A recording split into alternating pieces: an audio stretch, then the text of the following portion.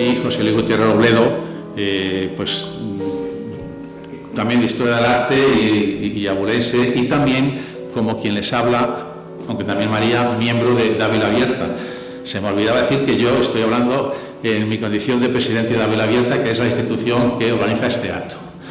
Pero María, que es la autora del libro, también es socia de nuestra asociación cultural y, en consecuencia, pues consideramos también el libro en parte obra nuestra. El libro está editado por una editorial de 9 universidades, y eso explica que el director de esta colección pues, nos dirige la palabra, Javier Moreno. Muchas gracias, buenas tardes. Gracias a todos por estar aquí. Bueno, pues yo voy a hablar muy brevemente como director de la colección de Ciencias Sociales y Humanidades de G9 Ediciones. Y lo que quería hacer es presentar, ya digo, con unas cuantas notas, esta colección y este proyecto, que es un proyecto nuevo. Llevamos apenas 2 años de rodaje y hemos empezado a publicar hace relativamente poco. Han salido ya 6 títulos de esta colección. Y esa colección, como ha dicho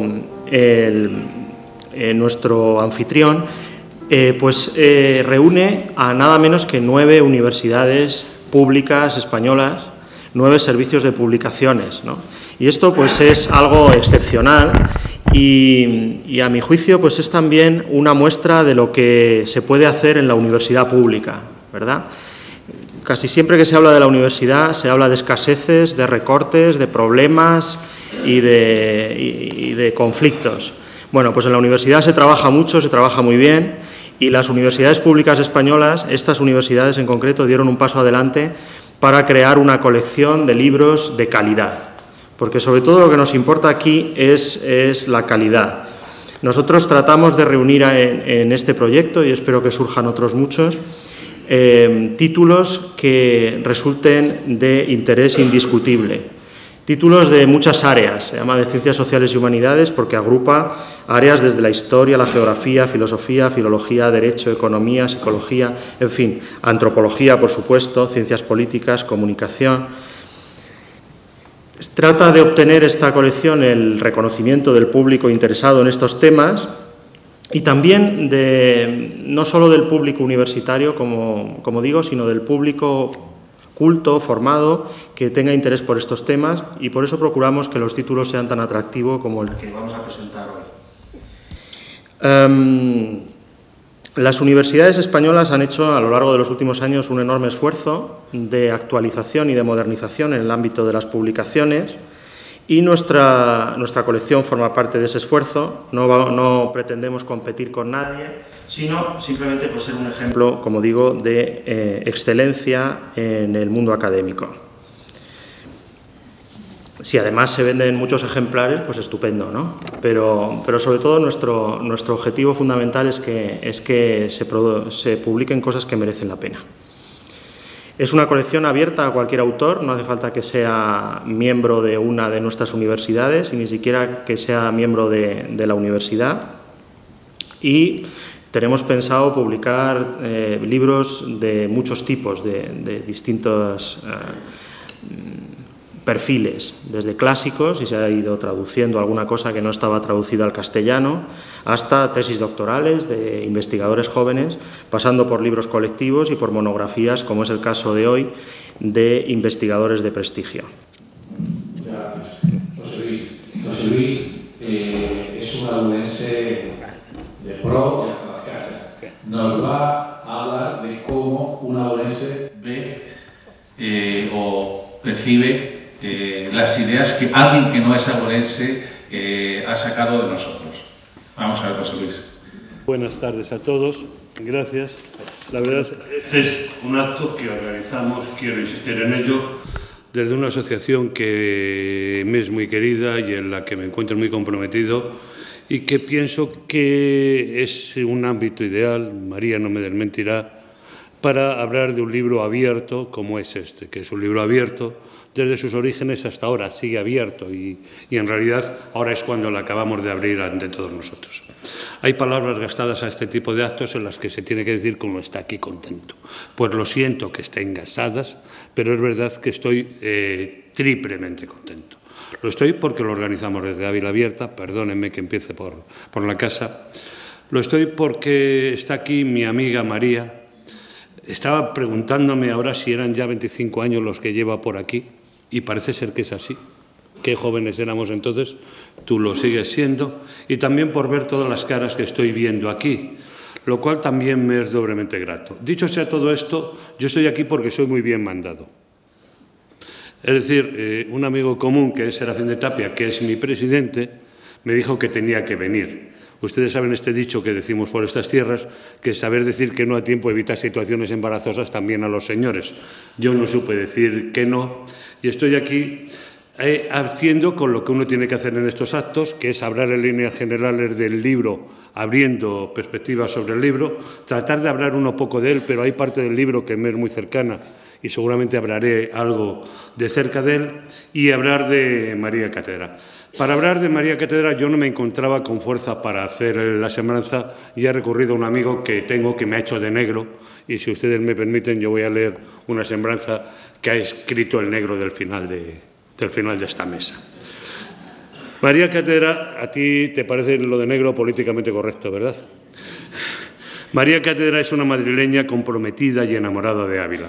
Su relación con nuestra ciudad comenzó poco después de lograr su segundo doctorado por la Universidad de Pensilvania. El primero lo había obtenido por mi universidad, por la Complutense, y de regresar a dar clases en la Universidad de Chicago. Su acercamiento a nuestra ciudad comenzó siendo meramente profesional. Allá por 1987 inició un estudio antropológico sobre esta pequeña población castellana y en torno a ese trabajo logró formar un equipo de investigadores que terminaría dando frutos excelentes. Enseguida su sencillez, su audacia y sobre todo su autenticidad, que estaba en los antípodas de la impostura que se atribuye a algunos antropólogos sociales, le abrieron todas las puertas, las de las cabañas y las de los palacios, las de los claustros, las de las tabernas, las de las cofradías y sindicatos, hermandades y asociaciones, y como contrafigura y revés del taimado don Juan, de ella pudo decirse que en todas partes dejé memoria dulce de mí. Me ha salido bien este tono del tenorio. Memoria y confianza y amistad es lo que ha ido dejando entre las gentes con las que se relacionó en Ávila, que fuimos muchos y de muy distintos colores, pelajes y temperamentos. Esta cercanía con personas pertenecientes a todo tipo de estratos sociológicos y mentales le permitió conocer las tramas y urdimbres que intervienen en el tejido de las relaciones sociales presentes en esta pequeña ciudad. A la vez que acumulaba información y reflexionaba sobre Ávila, y a medida que iba consolidando amistades con muchas de las personas a las que había entrevistado, vino a distinguir con muy buen ojo el trigo de la paja, de tal manera que supo participar, sin comprometer la necesaria independencia de su trabajo como analista del comportamiento de los grupos sociales, en algunas de las causas en las que luchaban muchos de sus amigos, por ejemplo, en la defensa de la Real Fábrica de Algodón. Desde hace varios años, y dado que ella nada tiene que ver con don Juan y sí mucho con el humanismo, ha fijado su segunda residencia en el locus amenus que buscaban los renacentistas y que María ha encontrado en Villafranca de la Sierra, en uno de los enclaves más hermosos de la geografía provincial. A su casa, a orillas del Corneja, regresa en cuanto a sus numerosos compromisos universitarios o sus estancias en Évora, su otro amor, se lo permiten. María, desde el primer momento, se hizo socia de Ávila Abierta y ahora, con el libro que ha visto la luz hace pocos meses, quiere hacernos partícipes de la visión que en ella ha formado, desde su amplio y cosmopolita horizonte, de los abulenses y de sus comportamientos como grupo humano. Serafín de Tapia, el del fondo. Dicho sea esto, con lo cual nos hemos repartido el trabajo, pero yo he recitado mejor los versos del tenorio, sin duda alguna.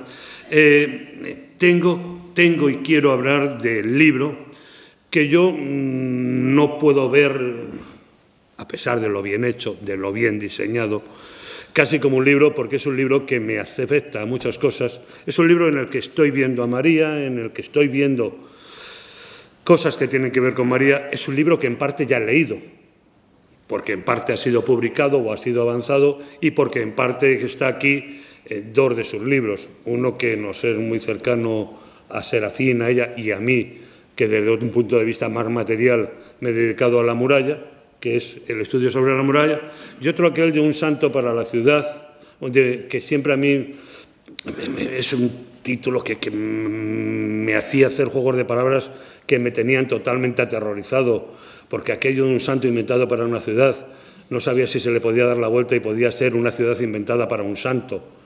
Hay veces que me lo estoy pensando cada vez más que es así, y a la vez iba leyendo porque iban cayendo en mis manos, porque amigos, sobre todo Serafín, me mandaban textos de ellas que tenían que ver con Ávila. Y con toda esa historia me viene aquí un libro que está escrito por una persona que yo creo que me va a permitir que la diga, que tiene una gran ventaja, que es la de ser de Ávila sin serlo, o lo de sin serlo, ser de Ávila.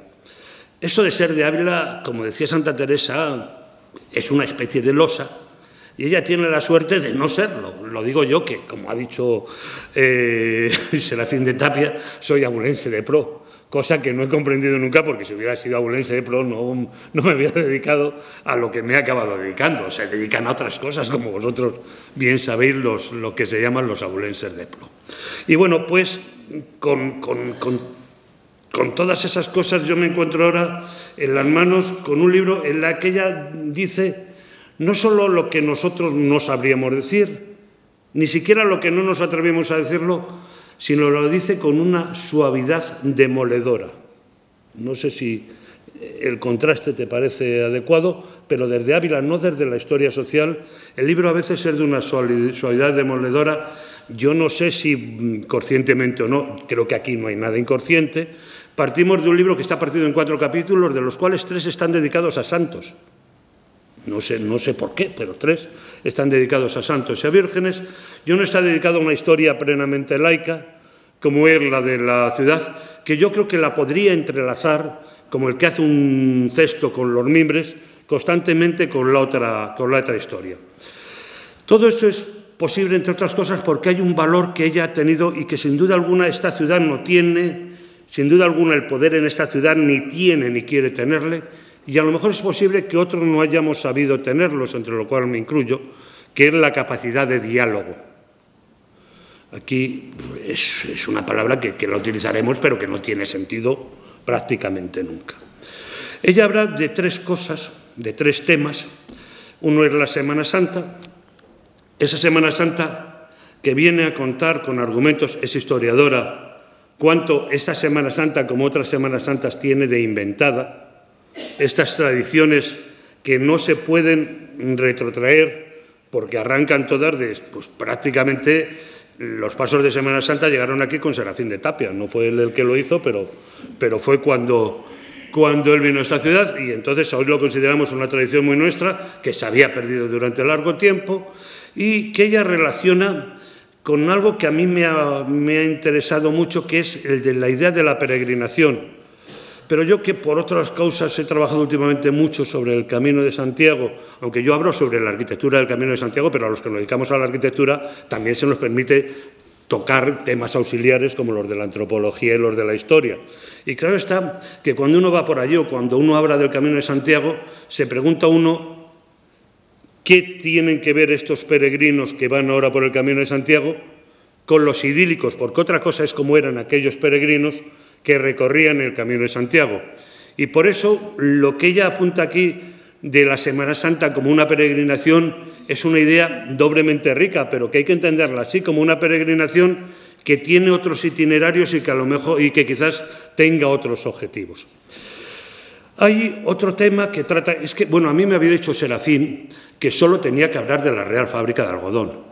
Pero yo es que los libros de María no los sé leer solo por una parte. Oye, no me mientas, que más o menos me dijiste, tú a lo tuyo, que es de lo que sabes.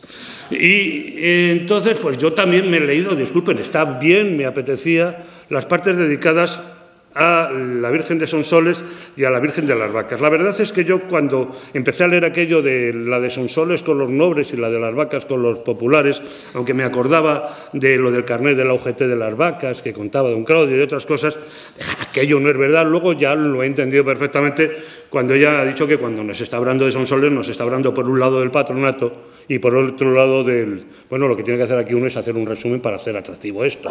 Y por lo tanto, y por otro lado de los campesinos, que es la parte del santuario de Sonsoles que digamos que a mí me resulta más interesante. Y desde ese punto resulta que aquellos dos temas que ella había contrapuesto, como es esa peculiar Virgen de Sonsoles, que qué gracia tiene aquello de la Virgen de Sonsoles como la Virgen de los exámenes. Me estoy acordando de mi madre yendo constantemente a rezar a Sonsoles para que yo aprobase PREU. Y hasta que yo no me puse a estudiar aquello no tuvo arreglo. Yo no quiero desmentir con esto a la Virgen de Sonsoles, pero juro que hasta que yo estudié aquello no tuvo arreglo. Y me voy a apuntar a lo de la Virgen de Sonsoles como entrenadora personal de la que ahora soy. Es decir, es lo que estaba diciendo en esa semblanza que he escrito también, aunque firme Serafín de Tapia, que es un conocimiento profundo, la que tiene una antropóloga que ha robado las técnicas de la historia, porque está trabajando aquí como una concienzuda historiadora y está reconstruido todo eso como una concienzuda historiadora y está viendo una visión de todas esas piezas con un concepto del patrimonio que a mí me parece muy interesante. De ese concepto del patrimonio yo le añadiría, antes de hablar de del tema del que debo hablar, que es la Real Fábrica de Algodón de Mirdesa Amores, le abriría con un texto que a mí me escribieron en la Revolución Francesa, le he hecho mío y le tengo desde entonces, que es aquel edicto en el que se dice que los ciudadanos no son otra cosa que depositarios de un bien del que la comunidad tiene derecho a pedirles cuentas. Los bárbaros y los esclavos detestan la ciencia y destruyen las obras de arte. Los hombres libres las aman y las conservan. Me parece que es un buen punto para contar una historia que ella, les aseguro, que cuenta con una minuciosidad increíble. Todos haremos matizaciones sobre ello, pero son matizaciones de parte y la suya es sin duda alguna una visión más amplia en la que sorprende la capacidad de asimilación. Si la metáfora no me gustase, que no me gusta nada, porque me parece que es inadecuada en algunas cosas, ha sido una auténtica esponja. Luego has seleccionado magníficamente bien, pero vienes a contar en buena parte lo que ocurrió en aquella historia, que es una historia que creo que tiene que ver mucho con el patrimonio y para la cual yo te voy a ofrecer un prólogo que me parece que es magnífico. Le escribió un buen amigo mío, que no llegué a conocer, murió cuando yo había quedado con él a los días siguientes, que era don Leopoldo Torres Balbás, y para que no sea sospechoso, lo escribió en 1922. Y escribía, hablándose de cómo se derriban los monumentos, bueno, es que escribía un texto increíble en el que dice que toda obra de arte nació para vivir en un cierto medio, el modificar le quita una parte muy importante de sus cualidades y dice, estoy leyendo punto por punto, palabra por palabra, letra por letra. No faltan pretextos para la destrucción, necesidades de higiene, de urbanización o el supuesto estado ruinoso en que se encuentran, aunque luego tengan que volarlas con dinamita para luego hacerlas desaparecer. 1922, insisto. En el fondo de todo ello es nada más que la cuestión de la incultura y el mal gusto. La ignorancia del pasado entraña de todo lo que vive, cuyo conocimiento presta existencia espiritual a los viejos monumentos. El texto de don Leopoldo, que era un hombre en el que la palabra liberal tenía el más noble sentido, no el que se le pretende dar en estos días, creo que es el prólogo esencial para la historia que María cuenta aquí con mucho tino. Y a mí me gusta que me permites que resuma, porque me han dicho que tenéis que iros a cenar, que ella habla del puente que no se hizo. Ella habla de algo importante, que es del que manda, sin diálogo, como causa de aquella sinrazón de la que yo creo que nunca podremos encontrar la razón. Y yo también querría añadirle algo que echo de menos allí, pero seguramente porque no lo hemos contado lo suficiente, y que a mi modo de ver explica también una forma de ver ese patrimonio. Ella cuenta, muchos nos hemos estado cercanos a esa idea, que también tiene mucho que ver con la destrucción de ese patrimonio, precisamente el que era un patrimonio industrial, obrero, el que era algo que no tenía que ver con la idea grandilocuente que algunos tienen de esta hermosísima ciudad, que no solo eran piedras sillares, sino que eran muchas otras cosas. Pero hay una anécdota que es muy interesante, que a lo mejor me la desmienten, pero me gustaría que me la desmintiesen con argumentos, y es que cuando se derribó la Real Fábrica, apareció allí, hete aquí, un escudo real con una inscripción que indicaba que había ocurrido eso. Y en aquel momento a los autores del derribo les debió de entrar un resquemor. Lo que hemos tirado era bueno porque no era de los obreros, sino que era del rey. Y yo al menos no he conseguido todavía ver el tal escudo. No sé si algunos de los que hay aquí lo han visto, no sé si algún día lo sacaremos. Pero no quiero hacerles el juego fácil. Lo que importaba allí no era el escudo. Lo que importaba era el sentir de la historia y de la arquitectura, que es el que tenemos que tener todos, en el que los que abren sea la colectividad y en el que también los que abren sean los especialistas, porque no lo diremos el suficiente número de veces. Aquella fábrica por pisos era una auténtica novedad en toda la historia de la arquitectura castellano-leonesa y, si me apuráis, casi española. Y no voy a decir toda la maquinaria que desapareció en 1922. Que algo se hizo mal lo explica en todas las vueltas que se está dando para buscar un culpable que nunca son los que fueron. Y el esconder un dato evidente, que aquí hay gentes que lo pueden contar exactamente igual que yo, que es que todo esto empezó el mismo día que, según se proponía por la mañana, declarar la fábrica bien de interés cultural, por la tarde, al volver de Salamanca, al menos yo me la encontré ardiendo. Es una forma de acercarse a toda esta historia la que ella utiliza, que, insisto, es suave y es demoledora. Y con esto me acabo haciéndole una pregunta que era la que la dejo para el final, pero casi es esa pregunta que ahora hay que hacer para arrancar el diálogo cuando ella acabe. Nosotros siempre hablamos y alabamos en María la cierta objetividad, el buscar a todas las fuentes, pero yo, lo siento, María, no te lo puedo decir con un riguroso comentario de textos diciéndote es aquí y es aquí y es aquí donde lo dices. Pero me parece, y me enorgullezco mucho de ello, que el libro no es imparcial, que el libro afortunadamente toma partido. No tomará partido con una bandera, pero lo toma con su génesis, con su desarrollo, lo toma con sus conclusiones, y eso es lo que me hace estar más orgulloso de ser amigo, compañero y colega tuyo. El que esa objetividad que se pretende siempre es normalmente el afán por no decir lo que pensamos o lo que hacemos.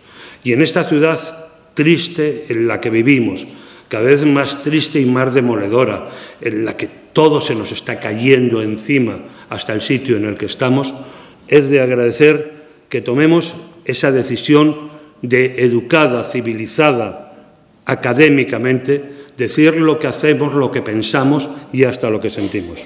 Gracias por eso y por el libro, María.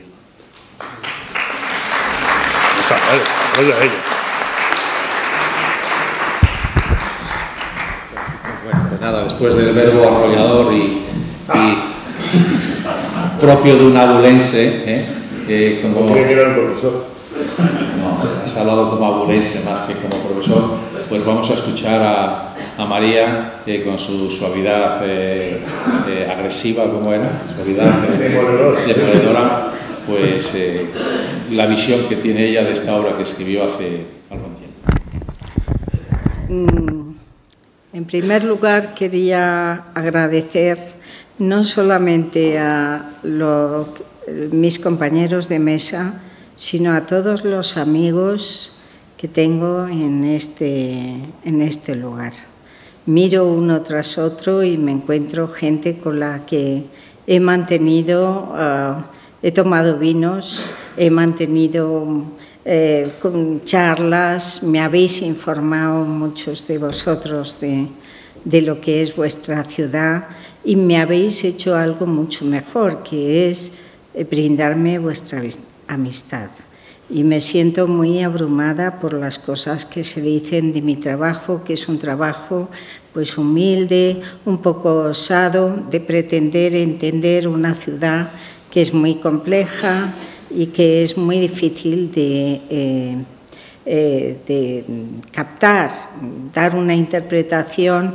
Bueno, en primer lugar quería decir que agradezco mucho a Ávila Abierta y agradezco a mis compañeros y especialmente a Serafín de Tapia.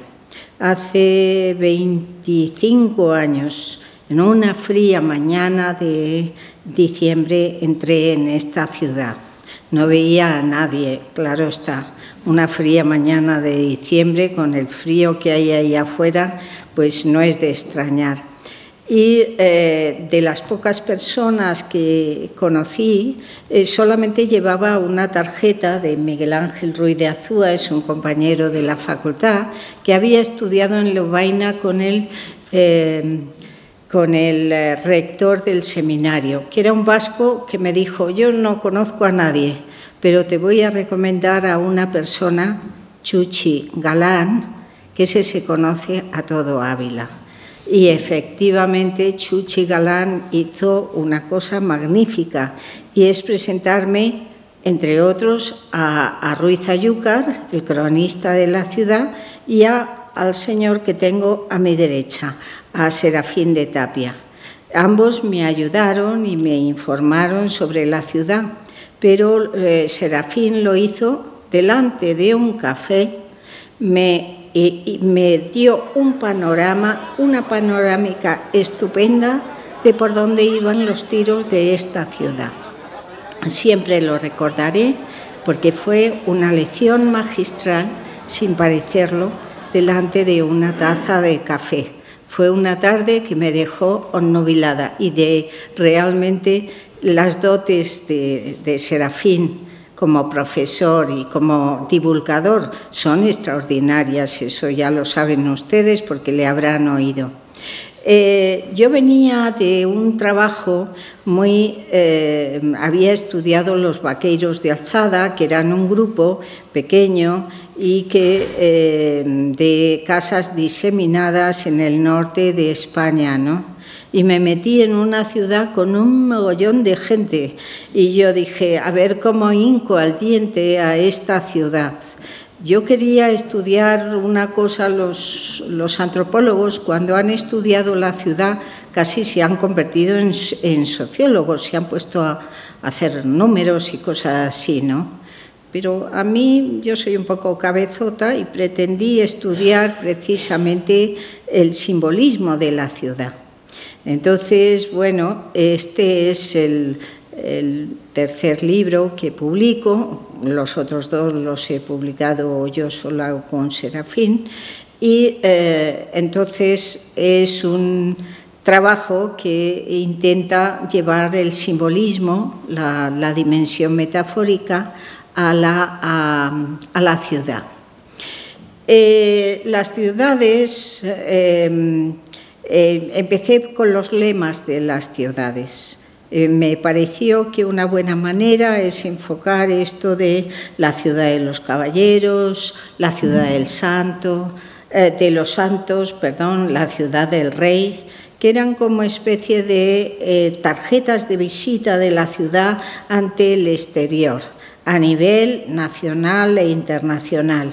Pero pronto me di cuenta que estos valores cristalizados desde ciertas épocas por ciertas clases eran elaboraciones interesadas que muestran lo que la ciudad debía ser, no lo que era en realidad, son construcciones etéreas, pero me fueron un buen ángulo para investigar. Así el primer libro del que traté pues era un estudio de los santos, de un santo que no era el clásico, todo el mundo conoce a Ávila por Santa Teresa, pero me pareció que era un ángulo interesante para entender lo que había sido esta ciudad en el siglo XVI, su época de mayor esplendor, ¿no? Entonces fue una decisión que es un buen ángulo. Yo siempre digo que a mí no me interesan la corte celestial, lo que me interesa es la corte terrenal, es lo que los santos dicen de quién los venera. A través de los santos puedes averiguar muchas cosas y efectivamente a través de ese santo pues me pareció que era una buena base para entender la historia de esta ciudad. En mis trabajos previos apenas había estudiado la historia, pero recorrer una ciudad como Ávila, si no entiendes la historia no hay nada. ¿Por qué?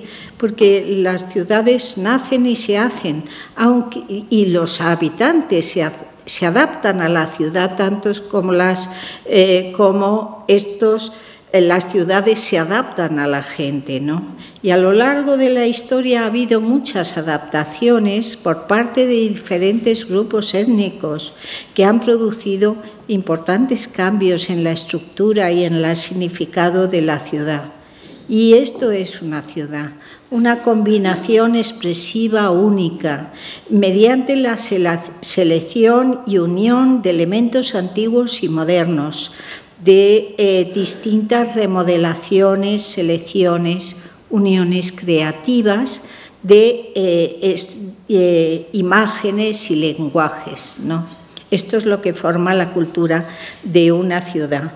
Ávila, además, muestra muchos restos, textos esparcidos por su geografía, grafías celtas, romanas, árabes, francas, astures y un largo etcétera. Por ejemplo, las murallas, que logré engañar a Serafín porque en el año 86, cuando empezamos a pensar sobre las murallas, todavía no había muchos textos al respecto. Entonces, para mí fue un auténtico placer intercambiar con el historiador que es Serafín de Tapia, intercambiar y colaborar en este trabajo. Hicimos sendas miradas desde la antropología y la historia, ¿no? En cualquier caso, el imaginario de la ciudad se construye entonces mucho antes. ¿Qué es lo que he tratado de hacer con este libro? Pues con este libro he tratado de dar especie de pinceladas que iluminan aspectos de la ciudad. Yo soy de Ávila Abierta, pero también soy de la cofradía de Sonsoles. O sea, como buena abulense, ha dicho que soy madrileña, no nací en Madrid, pero he vivido siempre allí.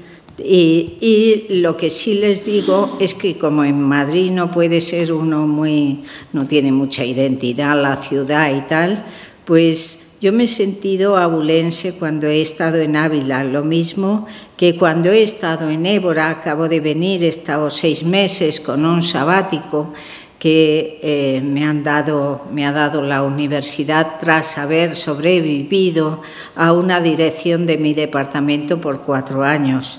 Sobrevivido y poco, porque he quedado tocada con todo lo de Bolonia. En cualquier caso, me he sentido de las ciudades o de los lugares donde he estudiado algo, porque realmente a mí me gusta mucho la investigación, me gusta mucho hablar con la gente y me gusta mucho tener las tertulias de vinos que tenía con Luis Álvarez Rosa y mi amigo Requena, o tener las tertulias de vinos, aquí hay vinos por todas partes, claro está, que tenía con el grupo de profesores de la normal. La verdad es que he disfrutado mucho al mismo tiempo que he hecho, pero evidentemente ha dicho José Luis Gutiérrez Robledo que soy una esponja, y es verdad. Si no me hubieran enseñado ustedes lo que es su ciudad, no hubiera podido escribir nada. Y en cuanto a tomar partido, yo me acerco no, la objetividad no existe. Yo me acerco con mucho respeto a las creencias de la gente o a las situaciones como estas polémicas de las ciudades. Y si he trabajado sobre la fábrica de harina, lamento decir que no era tanto por tomar partido, sino porque me parece un ángulo fundamental para entender el nivel político nacional e internacional de la propia ciudad, y también sobre la visión del patrimonio. Obviamente uno no es frío y uno se transparenta entre páginas, pero yo creo que en estas páginas he tratado de mostrar mi cariño y mi respeto por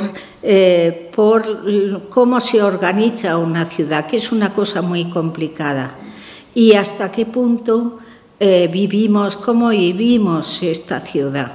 Una ciudad histórica que tiene muchos riesgos, el estar congelada en el tiempo o ser destruida. Creo que en ese diálogo entre la ciudad histórica y la nueva ciudad es precisamente lo que estoy trabajando ahora con Pedro Tomé y algún otro estoy recuperando. Y sobre todo yo quería hablar no solamente de los santos y los cantos, sino también de la comparación de ciudades. Yo creo firmemente en que las ciudades deben ser comparadas, porque siempre hacemos una comparación y siempre implícita, pues es cuestión de hacer comparaciones explícitas. Le debo el haber estudiado Évora, precisamente a Serafín de Tapia, que solo me parece que fue una vez cuando estaba yo, que ni la conocía, pero son dos ciudades también con muchos puntos en contacto y he encontrado fascinantes similaridades. Vicente Sabina y Cristeta, por ejemplo, nacieron, según dicen los de Évora, los de Talavera no están tan de acuerdo, en Évora. Pero es que además también se inventaron un santo patrón, San Mansos, que se inventa del mismo modo en el siglo XVI. Pero es que además el fuero de Ávila se conoce por el de Évora se conoce por el de Ávila, al revés, el de Ávila se conoce por el de Évora. ¿Sí? Sí, sí, sí. Y tienen también murallas y tienen el mismo tamaño. Para mí ha sido una aventura fascinante porque he entendido mucho mejor Ávila desde Évora, porque veía diferencias y semejanzas. Y esto quiere decir que un tema interesante es, ahora mismo estoy en ello, no se van a ver libres de mí tan fácilmente, a pesar de que digo de que va a ser el último. Pues ahora mismo estoy ahí metida en el archivo trabajando sobre el impacto de la declaración Estoy trabajando con Pedro sobre el impacto de la declaración de los 26 años, 25 en Évora, Patrimonio de la Humanidad. Me ha parecido otro ángulo interesante para estudiar hasta qué punto las ciudades cómo van cambiando. Y eso se lo debo a los 25 años que llevo dando vueltas por esta fría pero muy cálida ciudad. Muchas gracias.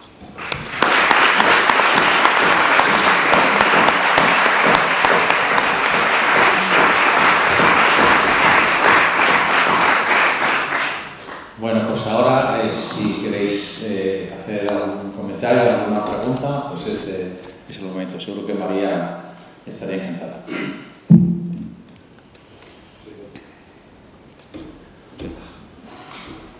De la Asociación de Amigos del Camino de Santiago de Ávila.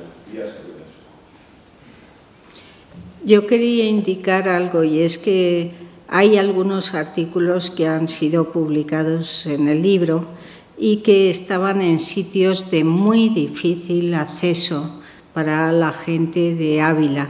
Creo que No tengo muchas ganas de repetirme, francamente, pero creo que era una manera también de poder, primero, darle una unidad a los temas de que trato y además, y por eso usted lo ha encontrado en algún otro lugar, ¿no?